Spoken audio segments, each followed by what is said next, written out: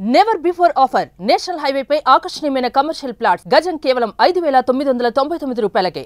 నమస్తే, welcome to Suman TV. నేను మానస. బంగారం విషయంలో భారతదేశం ఒక గొప్ప జాక్ పాట్ కొట్టిందని చెప్పొచ్చు. ఎందుకంటే భారీ మొత్తంలో బంగారు నిల్వలు ఒడిశాలో ఉన్నాయని చెప్పేసి జియోలాజికల్ సర్వే ఆఫ్ ఇండియానే చెబుతోంది. సో దీనికి సంబంధించి మాట్లాడడానికి మనతో పాటు సిద్ధంగా ఉన్నారు జూమ్ కాల్లో అనలిస్ట్ మామిడి గిరిధర్ గారు. మాట్లాడదాం. మామిడి గిరిధర్ గారు, నమస్తే అండి. నమస్తే అమ్మ. నమస్తే. భారీ మొత్తంలో ఒడిశాలో బంగారు నిల్వలు ఉన్నాయని చెప్పేసి జియోలాజికల్ సర్వే ఆఫ్ ఇండియా చెప్తోంది. సో దీని గురించి మీరేం చెప్తారు? తప్పకుండా అమ్మ. మనకు రీసెంట్ గా మనం చూసామంటే మన దేశంలో చాలా ఖనిజాలు మనకు ఉన్నాయని చెప్పి బయటపడుతున్నాయి. ఇది ఒడిశాలో ఉన్నటువంటి బంగారం గురించి మాట్లాడితే మనకు ఆంధ్రప్రదేశ్ కర్నూలులో కానీ మధ్యప్రదేశ్లో కానీ ఇటువంటి ప్రాంతాల్లో రేర్ అర్త్ మినరల్స్ ఇవి చాలా దొరికాయి మనకు. ఈరోజు చైనా మీద కంప్లీట్గా ఆధారపడి ఉన్నాము. భారతదేశంలో రమారమి 6% మనకు రేర్ అర్త్ మినరల్స్ మన దేశంలో ఉన్నాయి అని చెప్పేసి జియోలాజికల్ సర్వే కావచ్చు లేదా ఇతరత్ర పరిశోధన చేసిన వాళ్ళందరూ చెప్తున్నారు. అలాగే మనకు మేఘాలయలో బాక్సైట్ దొరికింది. అలాగే మనకు వైష్ణవదేవి దగ్గర జమ్మూలో మనకి లిథియం డిపాజిట్స్ దొరికినాయి. కాబట్టి గుజరాత్లో కూడా ఏవో ఖనిజాలు దొరికాయని చెప్తున్నారు. ఇప్పుడు లేటెస్ట్గా ఒడిశాలో వచ్చినటువంటి ఫైండింగ్ ఏదైతే బహుశా 10 నుంచి 20 టన్నుల దాకా ఉండొచ్చు అంటున్నారో, ఇది అఫ్ కోర్స్ ఇంకా చాలా స్టడీ చేయాలి. సైజ్మిక్ యాక్టివిటీ అక్కడ ఎలా ఉంటుంది, అక్కడ దానివల్ల ఏమైనా ఎన్వైరన్మెంటల్ ఇష్యూస్ ఏమైనా వస్తాయా, దాన్ని నిజంగా అక్కడ మనం ఆ ప్రాంతంలో మనం ఏమైనా దీన్ని నిజంగా ఎక్స్ట్రాక్ట్ చేయగలిగినటువంటి పరిస్థితి ఉందా. ఎందుకంటే ఇక్కడ ఏమవుతుందంటే మనకు రిజర్వ్డ్ ఫారెస్ట్ అటువంటి ప్రాంతాల్లో కనుక మనం దాన్ని ఎక్స్ట్రాక్ట్ చేసే ప్రయత్నం చేస్తే మనకు పర్యావరణ అంతా నాశనం అయ్యేటువంటి ప్రమాదాలు ఉంటాయి. కాబట్టి ఎన్నో అంశాల్లో ఇవన్నీ కూడాను ఆచితూచి వ్యవహరించి తర్వాత కానీ మనం దాన్ని యాక్చువల్గా దాన్ని ప్రాస్పెక్ట్ చేయలేము.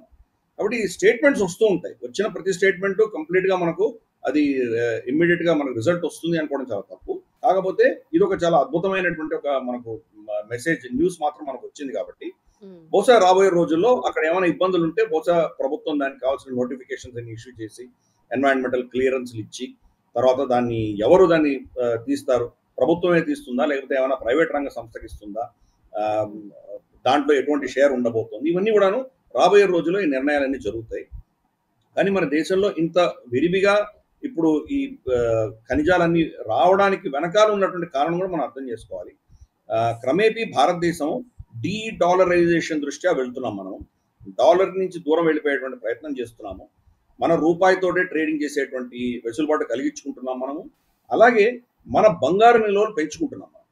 మోదీ గారి ప్రభుత్వం వచ్చేసరికి రమారమి 400-450 టన్నుల బంగారం మనకు భారతదేశంలో ఉండేది. మన అంటే ప్రభుత్వ నిలువలు భారతదేశంలో ఇంకా చాలా ఉంటుంది, కానీ భారతదేశంలో నిలువలు రమారమి అంత ఉండేది. గత 11 సంవత్సరాల్లో రమారమి దాన్ని డబుల్ చేశారు. ఇప్పుడు ఆల్మోస్ట్ 900 టన్నుల బంగారం ఈరోజు ఆర్బీఐ దగ్గర ఉంది. వాటిల్లో కూడా విదేశీ బ్యాంకుల్లో పెట్టినవన్నీ మళ్ళీ వెనక్కి తెచ్చేసుకుంటున్నాం. అలాగే ఇప్పుడు ఒడిశాలో ఈ ఖనిజాలు దొరికాయని చెప్పడం ఇవన్నీ కూడా దీన్ని మళ్ళీ కనుక మనం దాన్ని ప్రాసెస్ చేసి దాన్ని తీసుకురాగలిగితే దాంట్లో కొంత శాతం కనీసం అంటే ఒక 15-20% ప్రభుత్వం దగ్గర ఉంటాయి. ప్రపంచంలోనే ప్రైవేట్గా వ్యక్తులు కొనుక్కునేటువంటి బంగారం ఏదైతే కొనుక్కుంటారో అది భారతదేశమే హైయెస్ట్ రేట్ ఉన్నది. అఫ్ కోర్స్ ప్రభుత్వాలు కొనడంలో మనకు చైనా ఇతరత్ర కొన్ని దేశాలు చాలా ఎక్కువ కొంటున్నాయి అవి.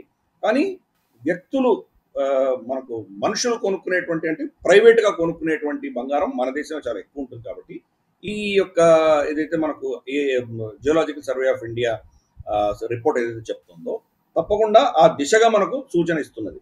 ఇప్పుడు ఆల్మోస్ట్ 880-890 టన్నులు మనకు బంగారం ఆర్బీఐలో ఉంటే రాబోయే రోజు అది 1000-1200 టన్నుల దాకా వెళ్ళిందంటే అప్పుడు మన రూపాయికి విలువ పెరుగుతుంది, రూపాయి యొక్క కెపాసిటీ పెరుగుతుంది, దాని యొక్క వాల్యుయేషన్ ఇంటర్నేషనల్ మార్కెట్లో పెరుగుతుంది. అప్పుడు మనం రూపాయితో ట్రేడ్ చేస్తున్నామంటే కనుక ప్రపంచంలో దాన్ని వీళ్ళకింత బంగారం ఉన్నది, వీళ్ళకింత నిధులు ఉన్నాయి, వీళ్ళకింత ఆస్తులు ఉన్నాయి, కాబట్టి దీనికి విలువ ఉంది. ఒకవేళ రేపు ఇది పతనం చెందితే కనుక మనం భారతదేశం నుంచి బంగారం అడగవచ్చు లేదా లిథియం అడగవచ్చు. కాబట్టి ఈ భారతీయ రూపాయికి విలువ ఇప్పుడున్న దానికంటే ఎక్కువ ఉన్నది అని చెప్పి ఇన్వెస్టర్స్ కూడా వచ్చేటువంటి అవకాశాలు ఉన్నాయి. అందుకని ఈ ఏవైతే మనకు న్యూస్లు వస్తున్నాయో ఇవన్నీ కూడాను దాని దిశగా మనం అర్థం చేసుకోవాలి. డీడాలరైజేషన్ దిశగా అర్థం చేసుకోవాలి. రాబోయే రోజుల్లో బహుశా ఇది కనుక మనం ఎక్స్ట్రాక్ట్ చేసి తక్కువ ఖర్చులో మనం ఎక్స్ట్రాక్ట్ చేయగలిగితే తప్పకుండా ఇది మన రూపాయిని బలపరుస్తుంది, మన దేశంలో ఉన్నటువంటి కొనుగోళ్లు కూడా బలపరుస్తుంది. అంటే గిరిధర్ గారు, ఇంత ఎక్కువ మొత్తంలో బంగారు నిక్షేపాలు ఒడిశాలో బయటపడడానికి రీజన్స్ ఏమై ఉండొచ్చు? అంటే హిస్టారికల్ గా కావచ్చు, జియోగ్రఫికల్ గా కావచ్చు.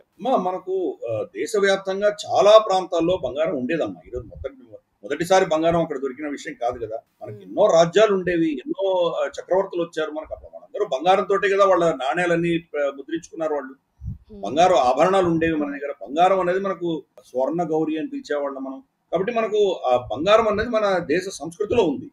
ఇన్ఫాక్ట్ మనకు ఈరోజు అమెరికాలో అమెరికన్ ప్రభుత్వం దగ్గర 8,800 టన్నుల బంగారం వాళ్ళ దగ్గర ఉంటే, మన భారత స్త్రీలు వాళ్ళ మెడలలో వాళ్ళు వేసుకునేటువంటి ఆభరణాలు 25,000 టన్నులు మన దగ్గర ఉంది. అంటే అమెరికా కంటే కూడా 3 రెట్లు ఎక్కువ బంగారం మన స్త్రీల దగ్గర ఉంది. ఇంకా మన ఆలయాల గురించి చెప్పక్కర్లేదు. తిరువనంతపురం మన పద్మనాభ స్వామి ఆలయం కావచ్చు, వైష్ణోదేవి కావచ్చు, తిరుమల కావచ్చు. కాబట్టి మన దగ్గర చాలా నిధులు ఉన్నాయి. కాబట్టి ఇది ఏదో ఒక్క ఒడిశాలో వస్తేనే దానివల్ల జరుగుతుంది అన్న విషయం కాదు కదా. మనకు చాలా కాలంగా కోలార్ గోల్డ్ ఫీల్డ్స్ మనకి ఇక్కడ కర్ణాటక, ఆంధ్ర, రాయలసీమ బార్డర్లో, అలాగే రాయలసీమలో మనకు చాలా ఖనిజాలు ఉన్నాయి. అక్కడ కూడా బంగారం ఉందని చెప్తున్నారు. అలాగే దేశవ్యాప్తంగా చాలా ప్రాంతాల్లో బంగారం అన్నది మనకు గతంలో ఉండేది. దాన్ని ఎక్స్‌ప్లాయిట్ చేశారు వాళ్ళు. కానీ బంగారం అన్నది ప్రపంచంలోనే చాలా తక్కువ దీని యొక్క మోతాదులో ఉంటుంది కాబట్టి దాన్ని ఐరన్ లాగా కావచ్చు, లేకపోతే మనకు ఇతరత్ర మెటల్స్ లాంటివి, కాపర్ లాంటివి కావచ్చు, వాటికి ఉన్నట్టు దాని అవైలబిలిటీ కంపేర్ చేసి చూస్తే బంగారం అవైలబిలిటీ చాలా తక్కువ. కాబట్టి కొత్త ఇటువంటి డిస్కవరీస్ వచ్చినప్పుడు కొంత అది ఏమవుతుందంటే దాని వాల్యూ కూడా పడిపోయేటువంటి ప్రమాదం ఉంది. ఎందుకంటే చాలా అరుదుగా దొరుకుతుంది కాబట్టి బంగారం, దాని విలువ చాలా ఎక్కువ ఉంటుంది. ఇంకా ఎక్కువ నిధులు ఇక్కడ ఉన్నాయంటే కానీ కొంత అది కూడా సెట్ అయ్యేటువంటి అవకాశాలు ఉంటాయి. కాబట్టి ఇప్పుడు ఒడిశాలో దొరికింది అంటే రేపు ఇంకొక దొరకదని మనకి ఏం గ్యారంటీ లేదు. వేరే రాష్ట్రాల్లో కూడా మనకు దొరకవచ్చు. ఇది జియోలాజికల్ సర్వే ఆఫ్ ఇండియా దీన్ని చెక్ చేస్తోంది. ప్రస్తుతానికి ఒడిశాలో దొరికింది. ఒడిశా కావచ్చు, ఇప్పుడు ఆంధ్ర కోస్ట్ కూడా దొరికినా మనం ఆశ్చర్యపడక్కర్లేదు. ఎందుకంటే అలూవియల్ సాయిల్, నదులన్నీ కూడాను మనకు బంగాళాఖాతంలో కలుస్తూ ఉంటాయి కాబట్టి చాలా అక్కడి నుంచి మినరల్స్ అన్ని ఇక్కడ వచ్చి డిపాజిట్ అయ్యి ఎంతో కాలంగా ఈ టెక్టానిక్ మూవ్మెంట్స్ లో కొంత మార్పులు వచ్చినప్పుడు ఇవన్నీ వచ్చేటువంటి అవకాశాలు ఉన్నాయి. అలాగే హిమాలయాలు ఉండొచ్చు. హిమాలయాలు ఎత్తైన పర్వతాలు, చాలా కఠినమైనటువంటి ప్రాంతాలు, అక్కడంతా వెళ్ళి మనం చెక్ చేయడం చాలా కష్టం. కాబట్టి రాబోయే రోజుల్లో, దశకాల్లో క్రమేపీ మనం ఈ చెక్ చేసుకుంటూ వెళ్ళామంటే ఎక్కడో మనకు తప్పకుండా ఇంకా ఖనిజాలు దొరికేటువంటి అవకాశాలు ఎక్కువ ఉన్నాయి మనకు. ఇంతవరకు మనం పెద్దగా దాని గురించి పట్టించుకోలేదు. ఇప్పుడిప్పుడే దాని గురించి ఫోకస్ పెట్టింది భారత ప్రభుత్వం. అందుకనే గత 2-3 సంవత్సరాల్లో ఇన్ని దొరికాయి మనకి. సడన్ గా మన దేశంలో ఉన్నటువంటి ఖనిజాలన్నీ బయట పడుతున్నాయి. ఈరోజు ఒడిశాలో దొరికింది, రేపు ఇంకొక దొరకదు అని చెప్పి మనం చెప్పలేం దాన్ని.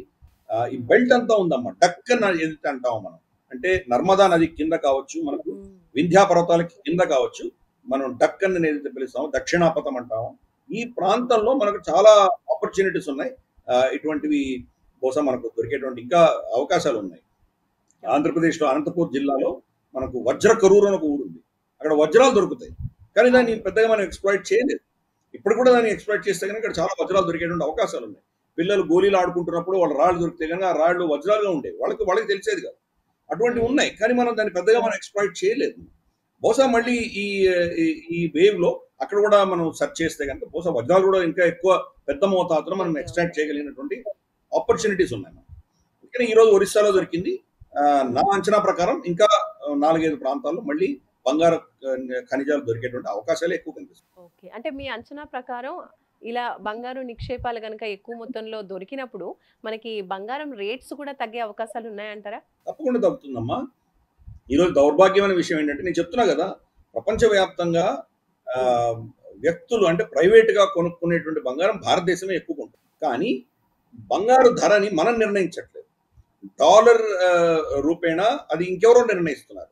ప్రపంచవ్యాప్తంగా దాన్ని ఏదో కమోడిటీస్ ఎక్స్చేంజ్ అని చెప్పేసి అది డాలర్ రూపేణా ఇంకెవరో నిర్ణయిస్తున్నారు. కాబట్టి ఆ పరిస్థితి నుంచి రేపటి రోజు మన దగ్గరే ఖనిజాలు వచ్చాయంటే బహుశా దాన్ని మన రూపాయి రేట్లోనే మనం దాని ధర నిర్ణయించేటువంటి పరిస్థితి మనకు వస్తుంది. ఆ శక్తి మన దగ్గర వస్తుంది. కాబట్టి అందుకని ధర తగ్గేటువంటి అవకాశాలు ఉన్నాయి. ఇప్పుడు ప్రపంచంలో ఇంతవరకు తెలిసినటువంటి ఖనిజాలు ఏవైతే ఉన్నాయో అవి లిమిటెడ్.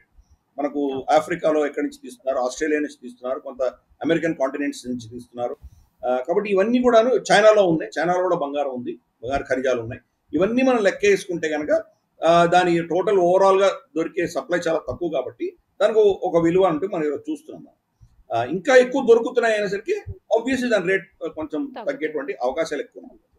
ఈ కనుక మనం నిజంగా దీన్ని తొందరగా మనం మార్కెట్ లో తీసుకురాగలిగితే ఇప్పుడున్నటువంటి విపరీతమైన ధరలు బంగారం అయితే ఉన్నాయో అవి కొంత కరెక్ట్ అయ్యేటువంటి అవకాశాలు తప్పకుండా ఉన్నాయి. Thank you Mamidi Giridhar garu. Thank you so much for your analysis అండి. Thank you. చూసారు కదండి, ఒడిశాలో బంగారు నిల్వలు అనేవి ఉన్నాయని జియోలజికల్ సర్వే ఆఫ్ ఇండియా చెబుతోంది. అయితే దీనికి సంబంధించి ఇంకా చాలా వరకు కూడా రీసెర్చ్ కావచ్చు, ఇంకా వెలికితీత కావచ్చు, అంటే ఎలా దాన్ని ఎక్స్ట్రాక్ట్ చేయొచ్చు, ఇదంతా కూడా ప్రాసెస్ పట్టే అవకాశాలు అయితే ఉన్నాయి. అయితే మన భారతదేశంలోని ఒడిశాలో మంచి ఎక్కువ మొత్తంలో బంగారు నిల్వలు ఉండడం అనేది ఒక శుభ పరిణామంగా మనం చూడొచ్చు. చూస్తూనే ఉండండి సుమన్ టీవీ. నమస్తే.